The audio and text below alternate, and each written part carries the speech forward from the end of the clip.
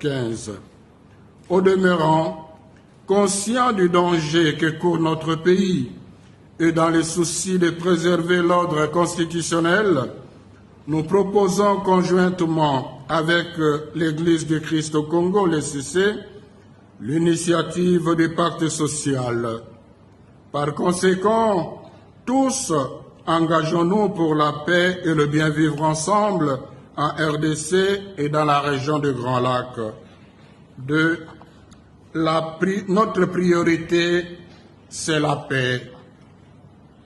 La paix, une paix durable, c'est notre priorité.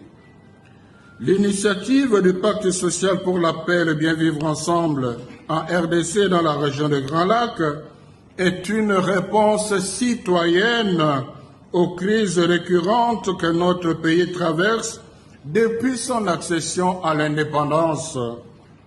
C'est un processus de paix qui a pour vocation de mobiliser le peuple congolais afin de combattre tout ce qui entrave son développement et son bien-être intégral.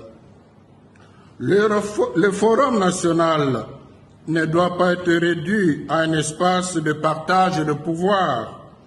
Il s'agit d'abord de relier notre histoire commune avec l'aide des experts scientifiques et des savants congolais en vue de dégager les causes profondes des crises récurrentes.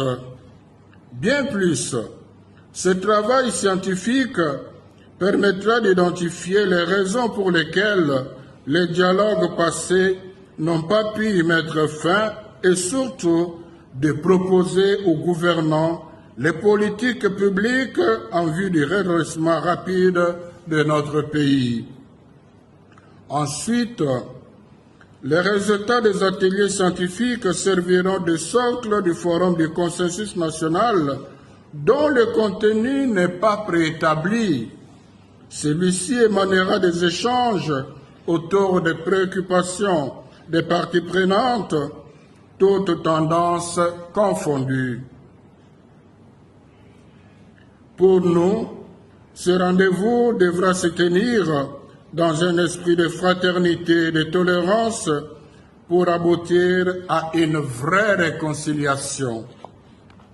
Enfin, forte de ce consensus national que nous appelons pacte social, la nation, réconciliée avec elle-même sous le leadership du chef de l'État, pourra ainsi négocier la tenue d'une conférence internationale pour la paix dans la région de Grand Lac.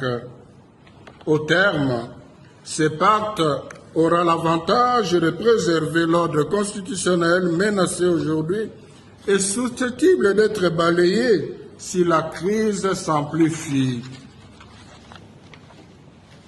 En plus, il consacrera le bien vivre ensemble dans notre pays et dans la région des Grands Lacs.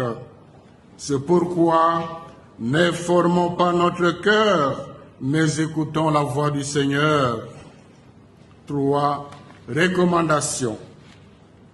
Comme le dit le pape Léon XIV, ce sont ceux qui sèment la paix qui passeront à la postérité, pas ceux qui font des victimes. C'est pourquoi nous recommandons au président de la République de faire confiance à vos pères spirituels en facilitant la mise en œuvre de cette initiative. L'histoire retiendra que c'est sous votre impulsion que les Congolais sont parvenus à un consensus sur une meilleure gouvernance du pays. Aux acteurs politiques de mettre de côté vos luttes pour la conquête ou la conservation du pouvoir afin de réfléchir objectivement sur un projet de société qui va ramener la paix et fonder le bien vivre ensemble entre les Congolais.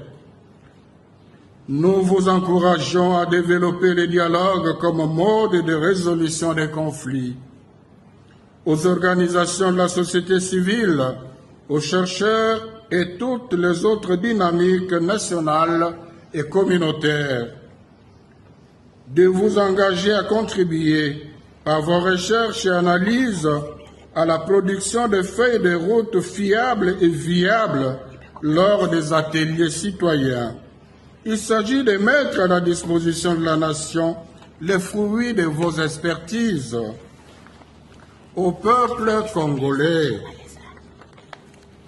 de nous approprier cette initiative en demeurant vigilants, sans nous laisser manipuler par ceux qui militent pour leurs intérêts personnels au détriment de la nation.